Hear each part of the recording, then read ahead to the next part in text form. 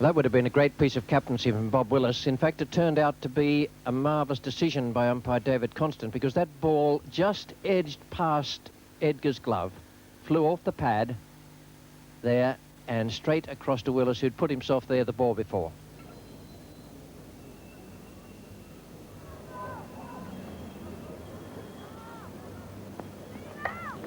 He's gone for the big one, and he's middled that over the top of mid-off. Didn't quite pick it up as he would have liked, but it's racing away down there. And it's a very good piece of fielding and chasing by Lindland.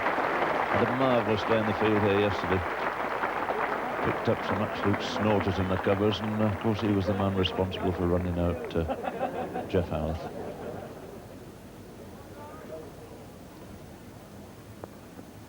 He's gone for another. He's middled that in a fine style, right over the top of extra cover. That rattles away for 4 runs. And a fine shot, this. A little bit wide of the off stump. Plenty of room for him to swing the bat. And that's what he likes. He's got a marvellous eye, Richard Hadley.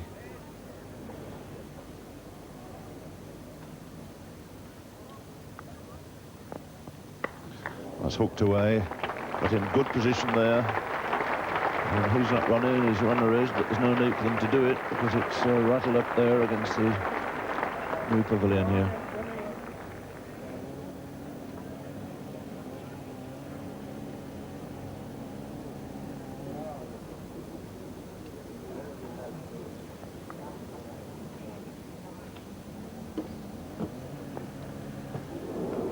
The intended hook shot and suffered a bit of pain there. See him hold that hip bone where he took the nasty rap yesterday.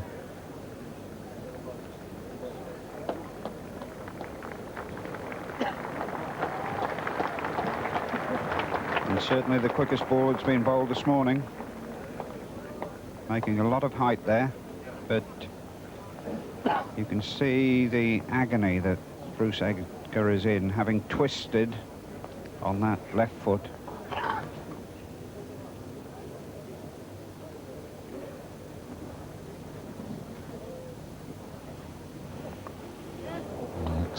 Edgar this time sweeping it away down to deep square, and that goes all the way through for 4.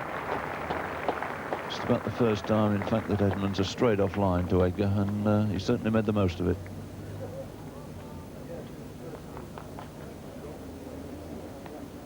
One spot that, of course, he can't afford to bowl to the left-hander. Again, it'll be Cowans to Hadley.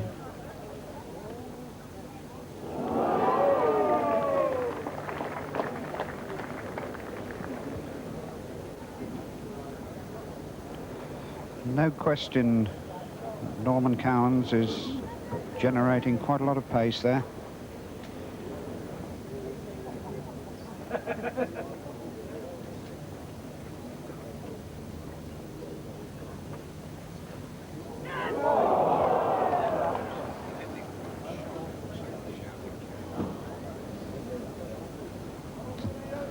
Everybody going up for catch. The batsmen weren't allowed to run. And the fact the batsman weren't allowed to run meant that he didn't even play a shot at it. And great shrieks of catch it. And I don't think that was within 18 inches of the bat.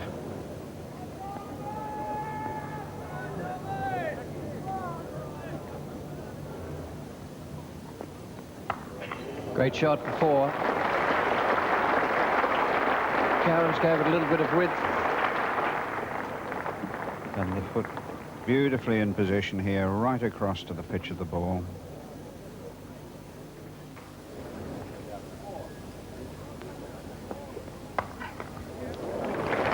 Same ball, same stroke, and not quite the same result.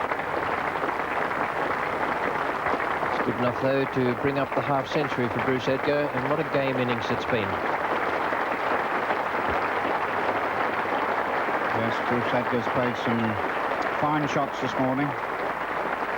Looked in excellent form. And these two players certainly spelling a lot of trouble for England.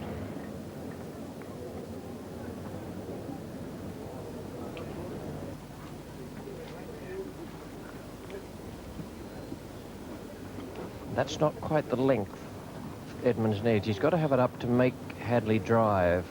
There's no point in dropping it on a good length for the defensive stroke.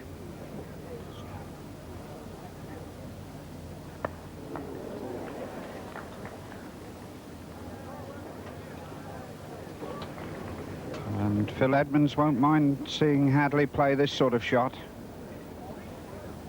Taking a little bit of a chance there, and in fact, he didn't quite middle it.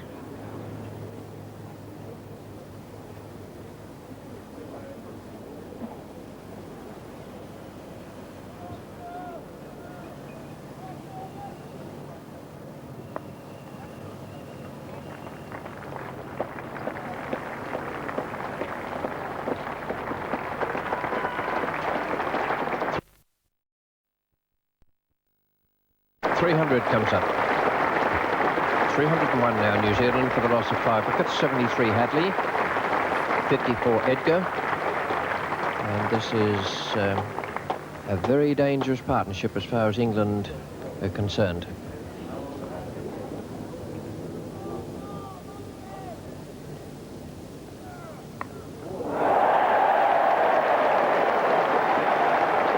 Bad luck there. But it was very good luck for Norman Cowans and for England. And Richard Hadley at long last goes. A fine innings, that. Splendid partnership. Well, this is the way they've tried to get it, Hadley, from time to time with the short ball. And he's got an under edge onto his stumps. His efforts at hooking have not been very successful, and this time cost him his wicket.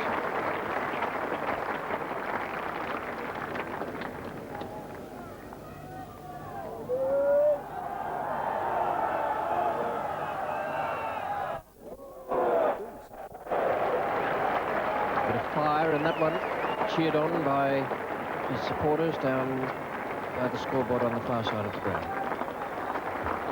A magnificent stop by Taylor here, because it's climbed and now it's swung. And he's had to go back the other way.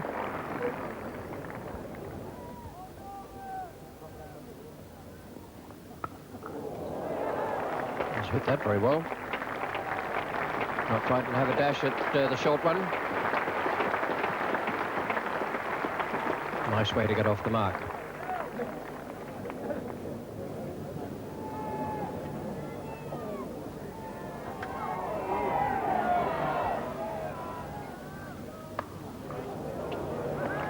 We're going to need 1 or 2 more out there if he continues to drop them as short as that. That really was his loose, and halfway down, cracked away by Edgar for 4.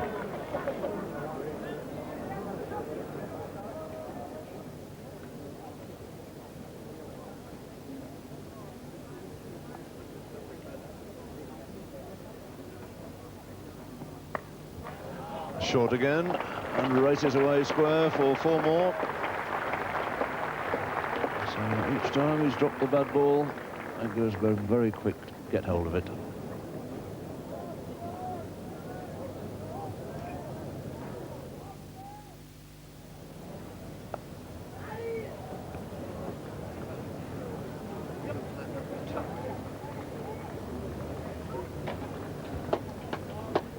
Two there to John Bracewell.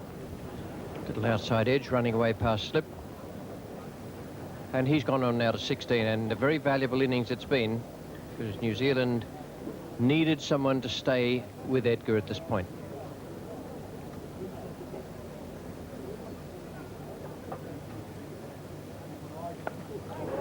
But that's trouble. It's out. And he's done the wrong thing there, John Bracewell. Now, that's one of the few times Edmonds given the ball a bit of air. He's broken through in his 42nd over, just after lunch. Dilly taking an easy catch at point.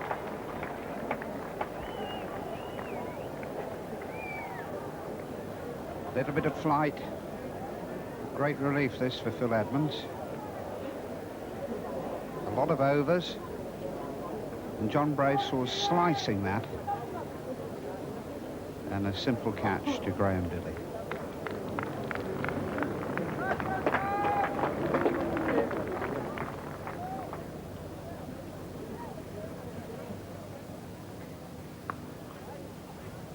And Smith's off the mark straight away. The spin of the ball there beating Dilly. Come on, Dilly.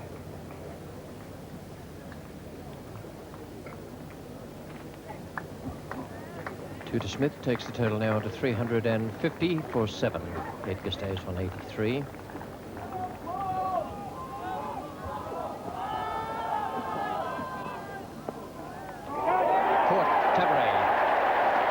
Smith goes, and now England are back in it, with Bob Willis taking his second wicket.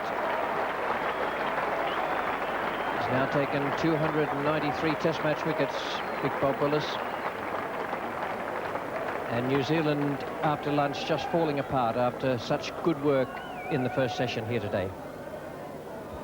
Yes, that's absolutely right. I mean, this is a completely irresponsible shot from Ian Smith, with Bruce Edgar going well at the other end.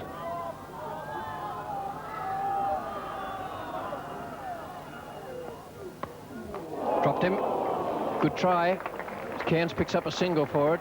There was a reflex action from Bob Willis. He gave that a fair old whack down the pitch. And Lance Cairns really timed this very well indeed. And Bob Willis, you see that hit him well up the wrist. I think, although it was technically a chance, I think he saved 3 runs.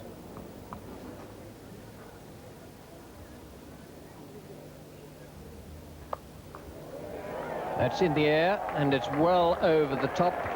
Oh, Woody's a great hitter, this fellow. Chris Tavray took a couple of paces back and then just sadly watched it soar away over his head. 6 to Cairns.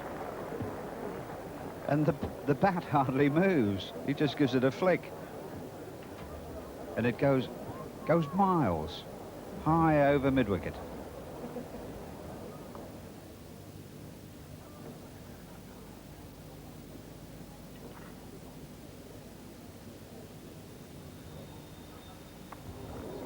And once again, he's hitting for 6. There are 2 great shots in this over. Just a lovely free, well, it's not really a swing of the bat. It is, as Tom Graveney says, more a flick. He's such a strong man, this, but really that is well down the leg side. And I should think Derek Randall's absolutely petrified at forward short leg.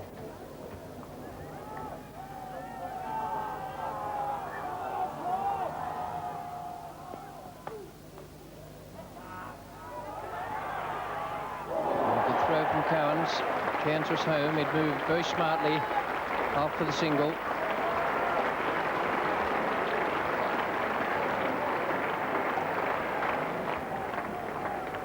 This is a very firm off push. Cowan's picking up, throwing at one stump and hitting it.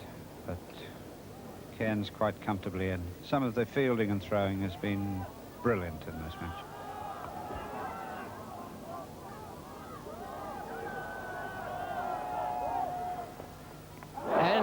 He's gone at 84, 9 down now for 377, and Bruce Edgar, after a brave innings, returns to the dressing room. Within sight of his century, as indeed had been John Wright earlier in this New Zealand innings. Falls with just 16 more needed. Lead of 152 for New Zealand.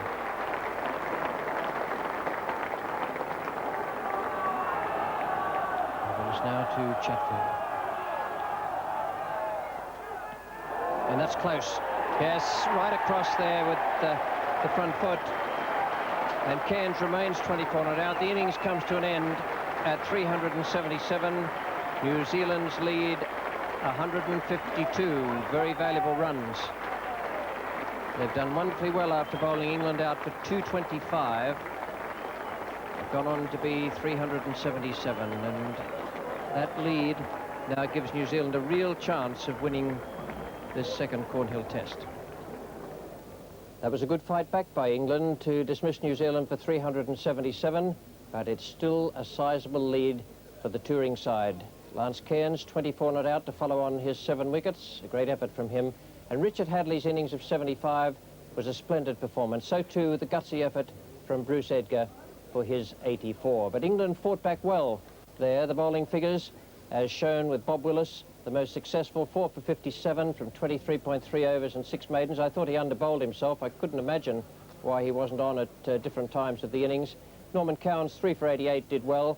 I was disappointed in Phil Edmonds, 1 for 101 on a pitch where the ball was turning quite sharply, although, to be fair, he did beat the bat on a number of occasions. And Ian Botham just didn't seem to be able to come to terms with the fact that this was a pitch where line and length was required rather more than attacking bowling. England began their second innings 152 runs in arrears, and that's rather a nasty way to start off the second innings of a test match on the third day. They began with Chris Tavares and Fowler as the opening batsmen, and the pattern was as usual. No score into the 5th over. Here's the first ball, and it's Richard Hadley coming into bowl to Graham Fowler.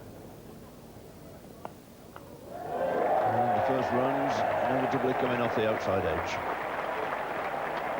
Boundary there for Graham Fowler.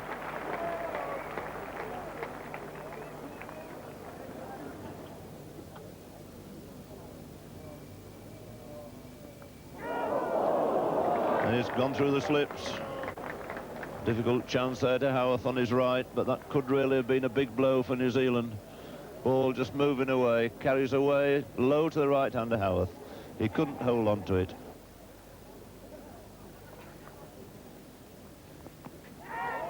Well, really nothing going the way of New Zealand at the moment.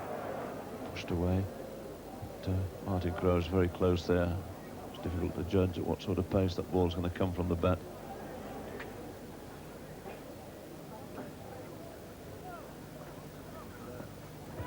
And the first wicket is down. That's well bowled by Chatfield. That really took off, that one, and moved away off the seam as well. Graham Fowler has gone. That was a fine delivery, and England now 39 for 1 wicket. Fowler gone for 19.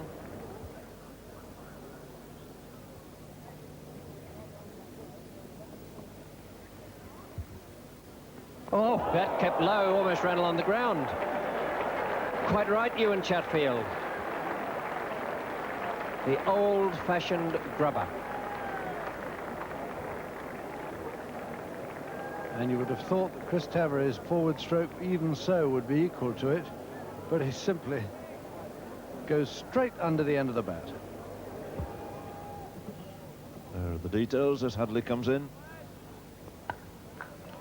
And a much better shot this time, a little shorter by Hadley, and beautifully played by Alan Lamb. A little more time to get on the back foot and push it through that offside. Yes, and one of the rare loose deliveries from Richard Hadley. Very short. And Alan Lamb timing that very well indeed.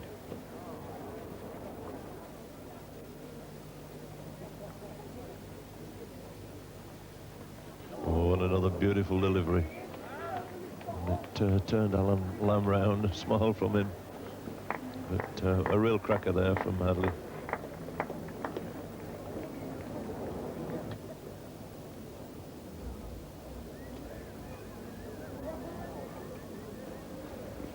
That's short, and that's beautifully played. Everything right about it. Feet across in the right position.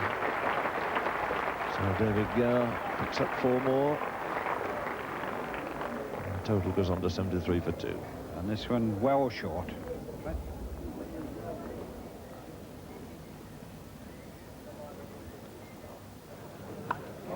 And that's 4 runs from the moment it left the bat.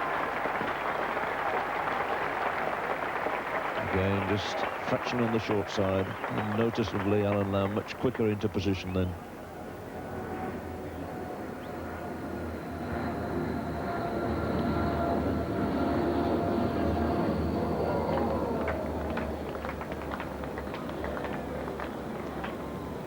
And Richard Hadley swinging down the leg side and avoiding the keeper.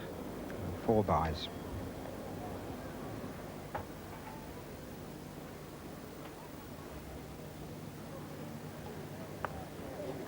Beautiful stroke, 4 runs to Gower. He's been very strong on the offside again today.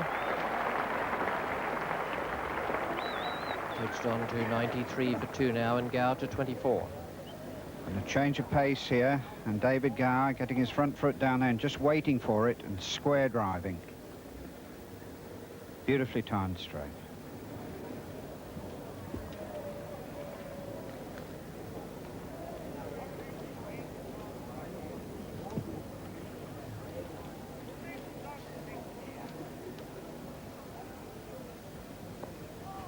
And that'll bring up the 100 for England. Snedden's into action again. Well bowled by Kearney, finding the outside edge there of Gower's bat.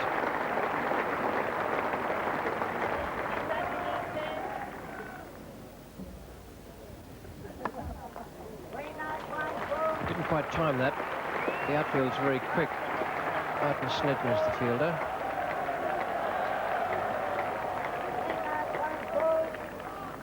Well, I'd like to see that on a replay. It's just a question of whether or not he was in the air when he was over that boundary rope.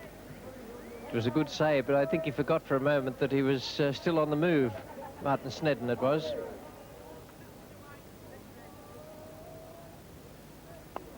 Beautifully picked up.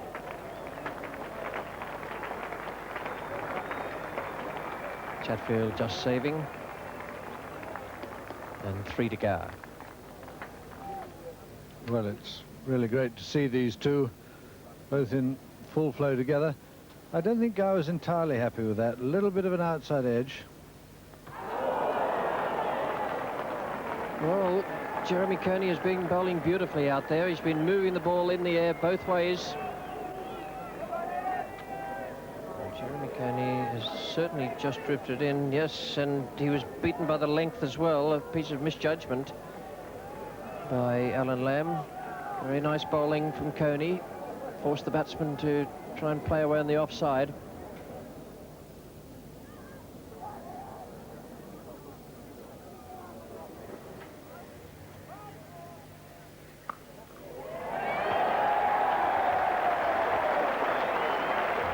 He doesn't mind starting with an absolute thrashing stroke, no matter what the situation.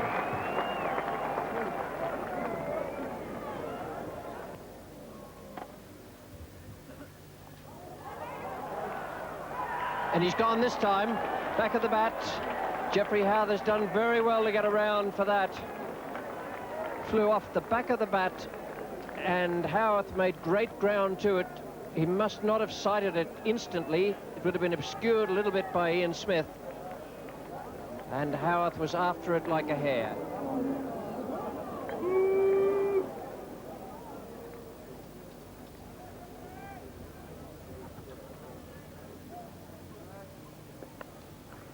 Well, that's no third man, so it's 4 more for Randall. So he's collected 3 boundaries already as he moves on to 15.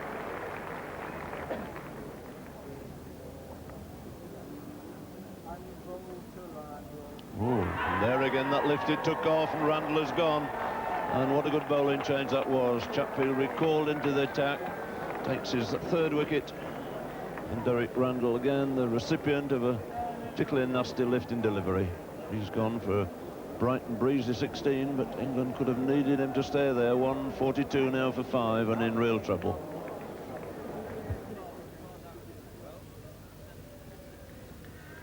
And I think he could have gone as well. Yes, up goes the umpire's finger. What a spell this is. Edmonds out for naught, another victim to wicketkeeper Smith. And 4 wickets now for Ewan Chatfield. And Edmonds getting a nice little outside edge.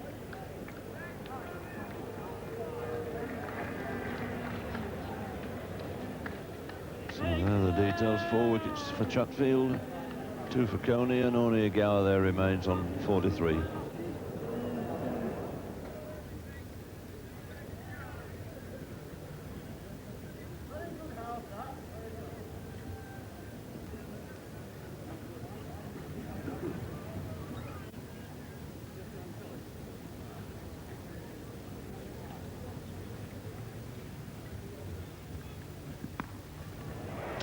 That's a good-looking shot for 4 runs from Gower. That's broken the monotony.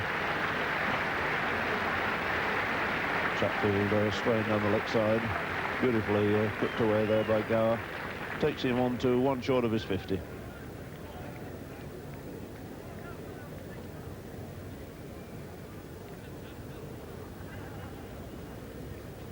David Gower just getting sweetly into position. He's so neat, nimble on his feet. Beautiful hook shot for 4.